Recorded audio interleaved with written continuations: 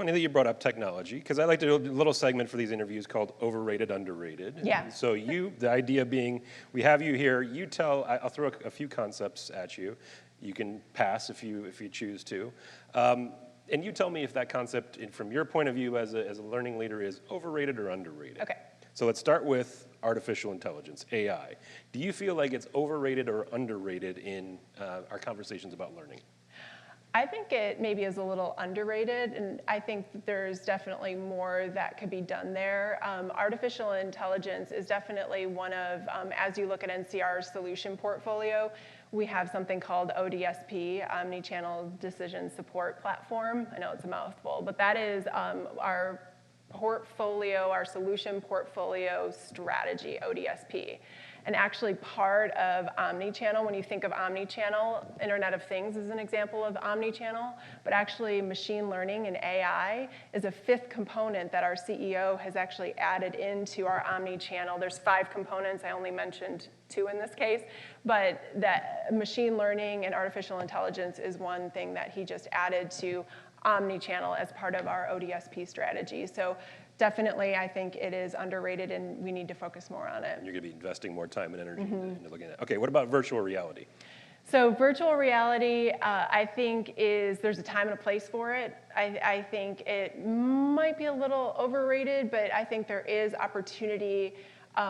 The challenge with, I think, virtual reality versus like augmented reality, virtual reality, it's still quite a long development cycle to create learning unless you go to a third party, and typically you're gonna have to go to a third party to get the technology right.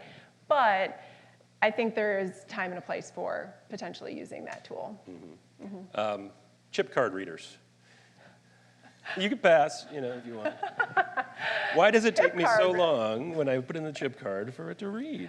Well, I could really actually get into our connected payments platform if you really want me to. But actually it's a necessary evil. How about that? All right. I do want to come back to augmented reality, okay, though, if I could. Okay, so augmented reality. So augmented reality, and I mentioned this to Mike before we got started because this is a cool one. Augmented reality is where if you've ever, if you take an app, so the difference between virtual reality, augmented reality. Augmented reality is when you have, like, let's say this, I have an app on my phone, and I take my phone with that app, and I put it over this piece of paper. The piece of paper comes to life. Y'all with me? Okay? So there is a company out there, and I think this is so cool, and it plays right into learning. It's beautiful. So there's a company out there. It's called 19 Crimes. They make wine, 19 Crimes. Okay? This is really cool, and some of you may know this already. It's an Australian company. They feature Australian criminals. And one of my passions, I can't believe I'm going to say this in a public setting, but I love true crime. So this plays also right into my avenue. And I love podcasts too, so it's a beautiful thing. So 19 Crimes, they feature criminals from Australia. You download their app, you take their app, you set it over the label on their bottle of wine, and that criminal comes to life and tells you about their story. It is really, really cool, yes. And the wine's not bad either. So, but Put yeah. the 2 together, it gets even better as you go yes, through it. And as the night progresses, it's super fun. But yeah, that I think, so that I'm actually learning about that, in this case, that criminal. But that is a really cool way to use that technology for just quick, you could call it micro-learning even. It's, 30-second vignettes telling me the story about this criminal. It's really, really cool. Yeah. So.